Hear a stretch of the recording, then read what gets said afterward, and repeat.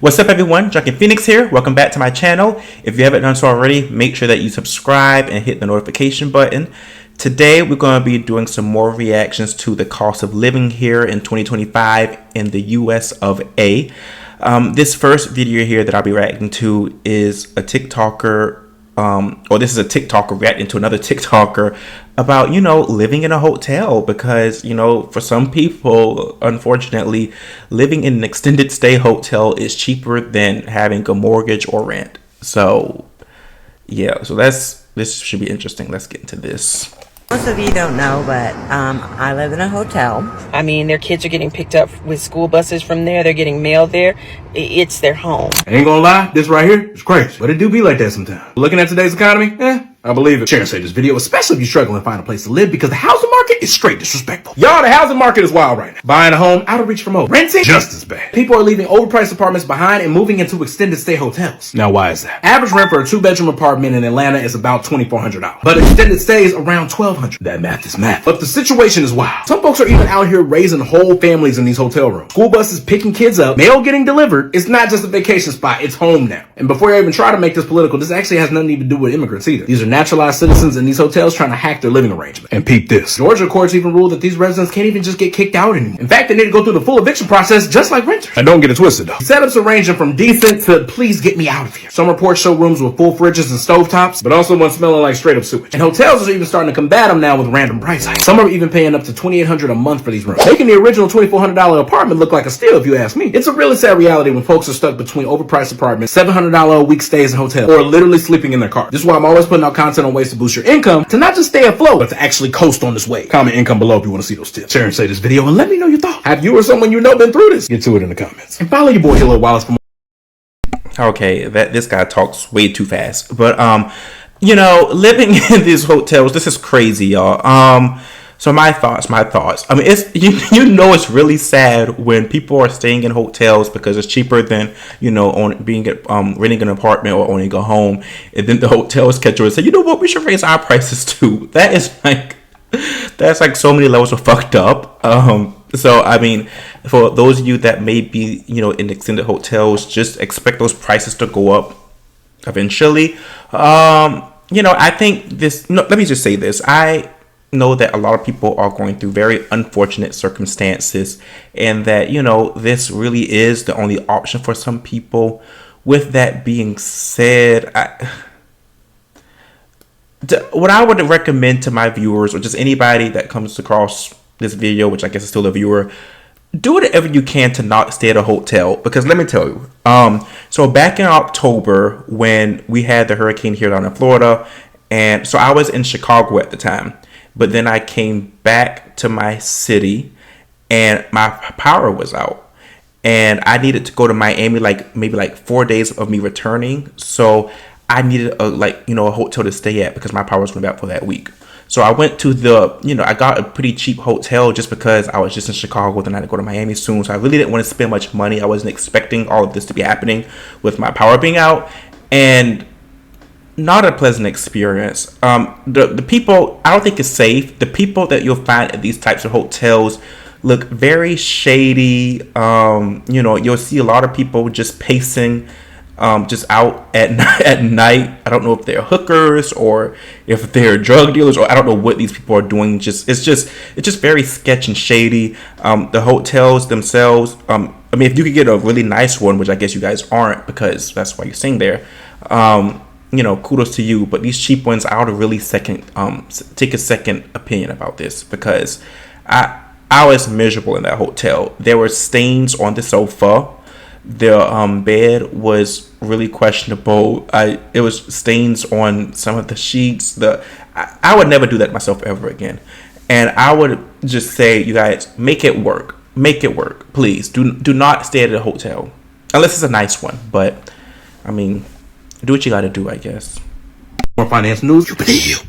I just want to say that it's fucking wild that as a 2-income household, my husband and I have come to the realization we can't afford groceries right now.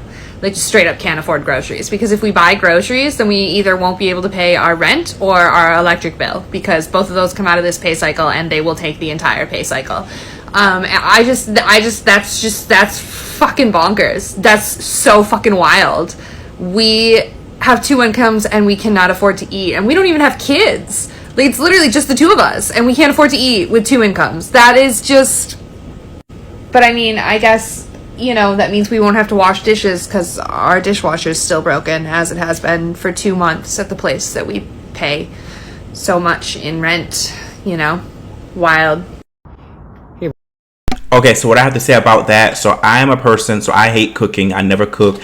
And personally, I mean, I live by myself, so I only have 1 income. But I would say that eating out is a lot cheaper than grocery, at least for me, only because whenever I go grocery shopping, aside from all the prices of things increasing so much, whenever I go grocery shopping, I find that I buy a lot of things outside of meals. Like I might say, oh, I want to buy some snacks. I want to buy some, popcorn or some chips or some, some ice cream. I buy a lot of extra things that I wouldn't normally buy if I was just eating out. So whenever I eat out, I just get strictly meals, So some of my favorite places to go to, I like Chipotle just because I can still get a chicken bowl, which is 1 meal, for under $10, which is still crazy to me here in 2025 that a Chipotle bowl is still, the chicken one is still under $10. I think that's a steal. What else? I like to go to this Mediterranean place, which is around a little bit more than $10. I go to, so it's like a lot of places you can go if you can spend an average of $10 per meal. And I'm one of those people, I don't even eat 3 meals a day. I usually skip breakfast, which is not necessarily good, but for breakfast, if I do eat breakfast, usually I will get some bananas or something and some yogurt, which is, bananas are like very cheap, very cheap. So yeah, I would say, consider eating out more. You may find that to be cheaper than grocery, but I will say go to healthy places. Like I go to Chipotle and the Mediterranean place and just like a lot of, stores like restaurants like that.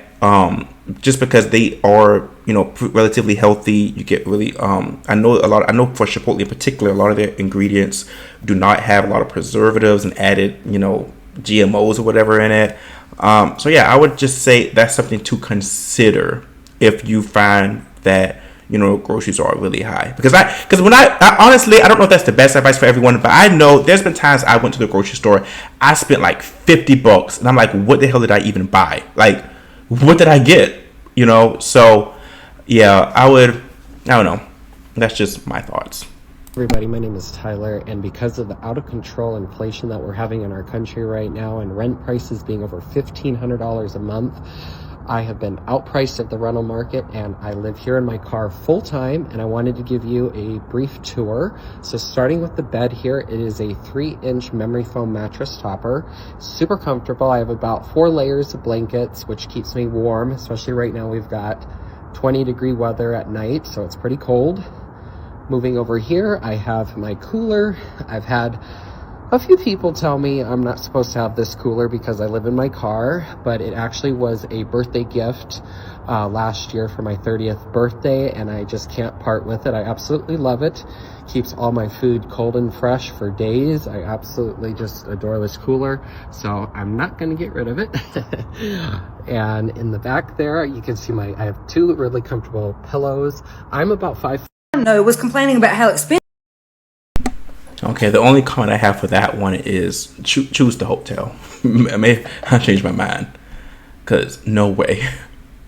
Eggs are now. And I said, hey, come to my house. I got plenty. You can have all you want. So she gets here, sees the eggs, and says, wait a minute, are those not store-bought eggs? I said, no. She sees my bucket on the table and says, wait a minute, there's poop on them. There's feathers in there. Like, they're dirty. She told me, I don't know if I want to eat them. They had chicken poop on them. I said, all chicken eggs had chicken poop or chicken slime on them. They all came out of a chicken's ass. She said, well, I was hoping you would have store-bought eggs because they're cleaner than yard eggs and they taste better. I said, what are you talking about? Everybody knows that yard eggs are way better than store-bought eggs because they're fresher. She said, but they're sitting out on your table. You ain't had them in the fridge. I said, you don't have to. She busts the egg open and says, wait a minute, why has it got an orange yolk? Does that mean it's old? I said, no, that means it's fresh. Fresh egg is going to have a bright or dark orange orange yolk. That's a good thing. I said, don't you realize when they pick those eggs up off the farm, they sit on a truck, then they sit in another company where they get washed, and then they sit in the store. You're talking about weeks upon weeks of processing before the customer buys them. Yellow yolk means they're older than these. She said she didn't want them. I said, so y'all sitting over there with no food, and you don't want to take these eggs because they came off of my farm instead of the store. She told me, yeah, I just don't feel comfortable eating these eggs because I don't think they've been sanitized right. I said, okay, honey, that's fine. More for me and my neighbors. How in the hell can you say that these eggs are not as good as store-bought eggs? That girl's smoking crack. But I feel like that's what I always get for trying to help somebody out, trying to do the right thing. I always get spit in the face. I hope she has fun paying $12 a carton at the grocery store because I ain't offering her shit else. Anyways, I'm about to go eat my poop-covered chicken eggs. I can't be the only one who this is happening to. Like, literally paying $100 subscription fee for basic human existence. Netflix, $15. But basic human existence to walk outside my door, $100. Gas? Yep, darn knows you're paying over $50. Groceries? If I pay $100, I'd be absolutely thrilled. Meeting friends for dinner? Drinks? $100, that'd be actually nice. I feel like I'm in a toxic relationship with my bank account and everyone keeps constantly ghosting me. And nobody's talking about how these companies are doing these quiet layoffs. Like, I literally see people that have to go in and be like, oh, congratulations on surviving the layoffs. Your reward is Sarah and Mike's workload. What's even crazier is that I work in AI. And let me be your warning from the future. Like, things are about to get crazy. Like, these companies aren't building helpful robots. Like, they're building $5,000 a month software that's coming for middle-class jobs. Like, while executives are getting these bonuses for, quote, innovation. And then society has the audacity to ask Gen Z, well, why aren't you moving out? Because they need a whole frickin' sorority to afford rent. They're applying to 300 jobs, getting automated rejection emails from companies that want more than 5 years experience for frickin' entry level. Like, what are you supposed to do? Live with your parents till you're 30? And then don't even get me started on everyone asking millennials, like, when are you having kids? Like, with what money for people? Like, in this economy, like, you want millennials to create a whole human when people are doing math in the grocery aisle to see if they can afford both avocados and electricity this month? Like, in what world? In what world? And the wild part that I'm seeing is that people are so stressed and so broke because they can't even afford to hang out with real humans anymore. So everyone's stuck scrolling on their phones, getting depressed, while billionaires are having a midlife crisis in space. It's just wild to watch. Stay tuned because I actually do have some ideas and I think how we can fix this mess. It's going to take some radical ideas, some regenerative capitalism, but like, we got to do this stuff together because right now this is not working. And I feel like there's going to be a major system revolt and that will not be pretty for anybody involved. I'm actually very curious to hear what his ideas are.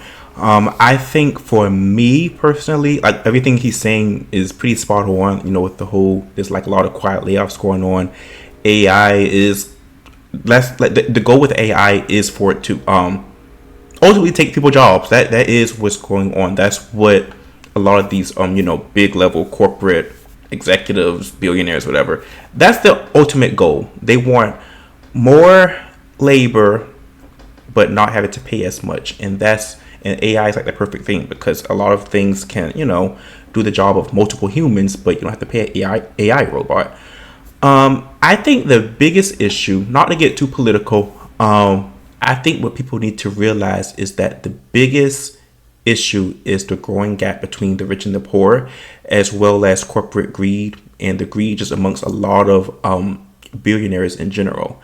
And that there is from both political parties, they put like a lot of issues in front of our face to distract us, such as things with, abortion or immigration, transgender and stuff.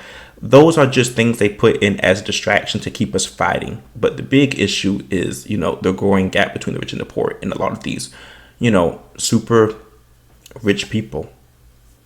So I think the first solution is to realize what the true issue is, because this country has so much money.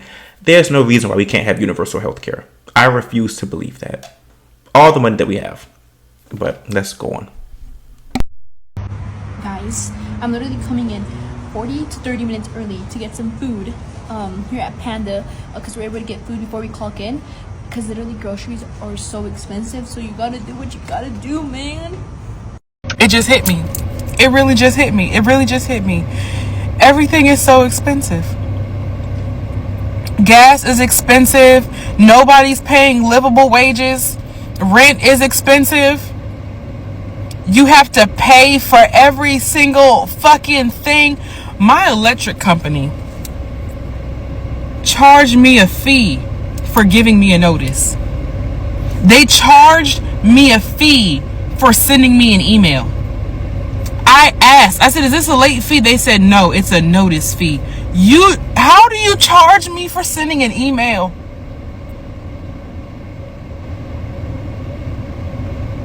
I can't. I can't. All these jobs and nobody's hiring. Nobody's hiring. I'm getting my 3rd degree right now. And I work in retail.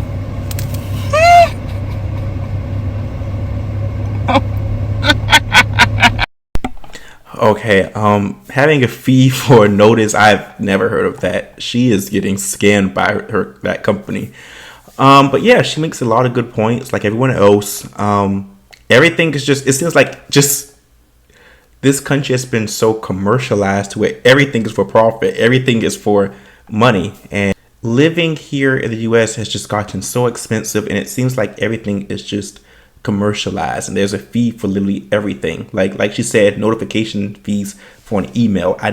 That's crazy. I hope other companies don't follow through with that, because that is literally a scam.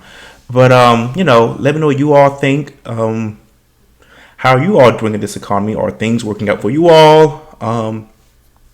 Yeah, so just let me know. Leave a comment in the comment section. Make sure that you subscribe, and I'll see you guys in the next video.